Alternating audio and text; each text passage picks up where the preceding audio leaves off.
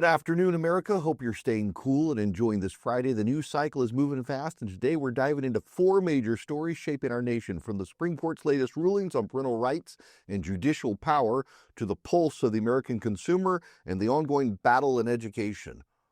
Today, the Supreme Court issued a landmark decision that will reshape the balance of power between the executive branch and the judicial branch in the United States. The court tackled the explosive issue of nationwide injunctions and doubled down on the rights of parents to control their children's education. The court ruled that lower federal courts likely exceeded their authority when they issue universal injunctions, orders that block presidential policies nationwide, unless those injunctions are absolutely necessary to provide relief to the parties directly before the court. In Trump versus Casa, the justices held that universal injunctions possibly exceed the grant from Congress for equity cases. The court hinted parties should file class action lawsuits instead of seeking universal injunctions. The decision comes after years of controversy, with judges in both political parties using universal injunctions to block major presidential actions. During the first 100 days of President Trump's second term, district courts issued about 25 such injunctions. The number's grown to over 40 this year.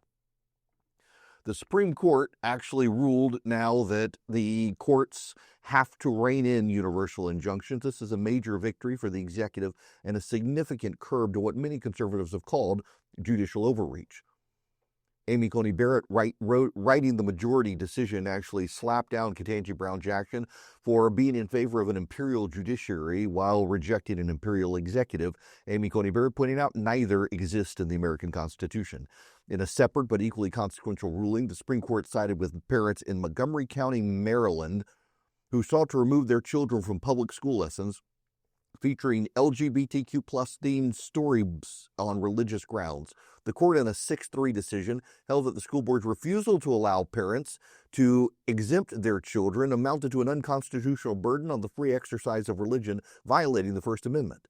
Justice Samuel Alito, writing for the majority, stated, "Without an injunction, the parents will continue to suffer an unconstitutional burden on their religious exercise, and such a burden unquestionably constitutes irreparable injury."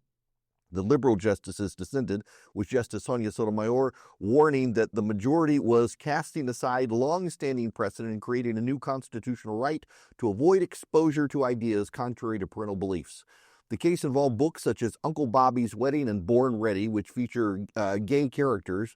The parents, Muslim, Catholic, and Ukrainian Orthodox, argued successfully they had the right to opt their children out of any instruction that would interfere with their religious development. Montgomery County, Maryland had gone so far as to refuse to tell the parents what the children were learning in class, so the children were less likely to raise flags with parents and requested an opt-out. And then once parents learned, the county refused to allow them out.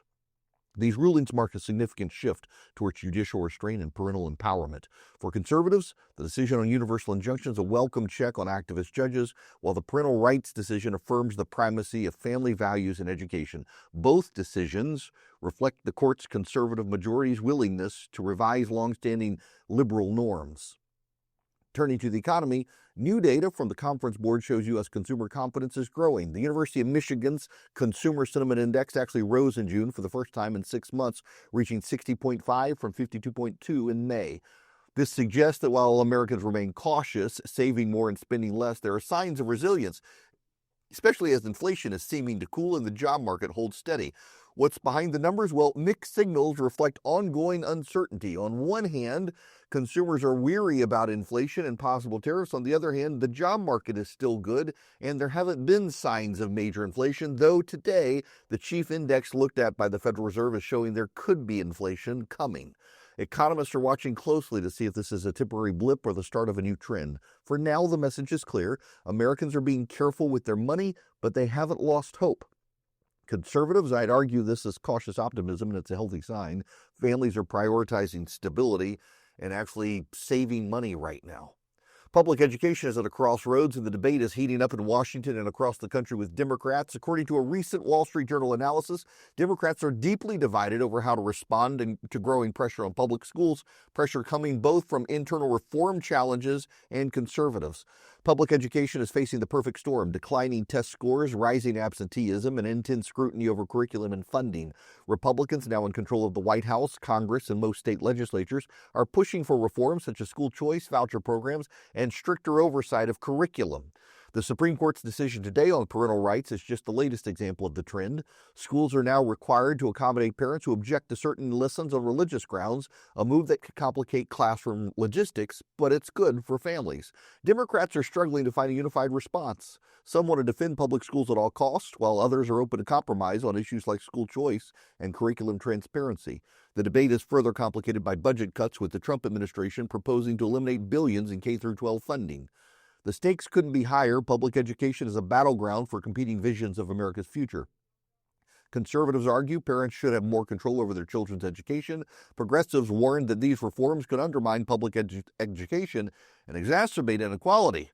For now, the fight continues, with Democrats themselves deeply divided, and frankly, it's a division they brought on themselves, undermining parental trust in the monopoly institutions of government education. Finally, let's talk trade. The U.S. and China confirmed the details of a new trade framework, marking a significant step towards stabilizing relations between these countries with the world's two big economies.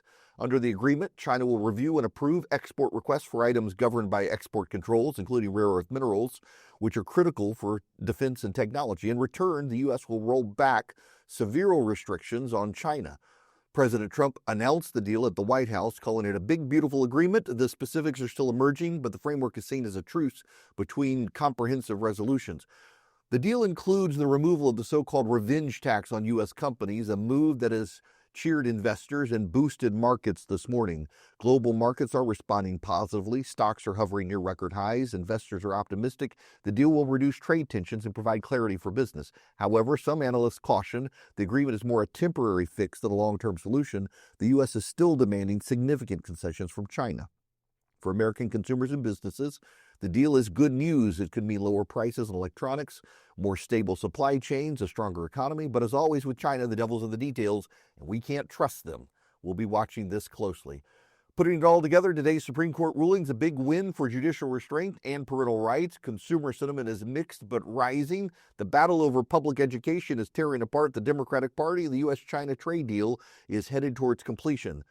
I see these developments as validation for our values, limited government, parental choice, and economic freedom, but I'm recognizing there are challenges ahead. The fight for the soul of the education system and the country is far from over, and the global economy remains unpredictable. That's the 4 things you need to know this afternoon. Stay tuned for more analysis. One programming note: we're going to take next week off and enjoy the short week and Independence Day. I'll be on radio next week. We'll be back with the podcast on Monday, June 7th. Until then, stay informed, stay engaged, and please keep the faith.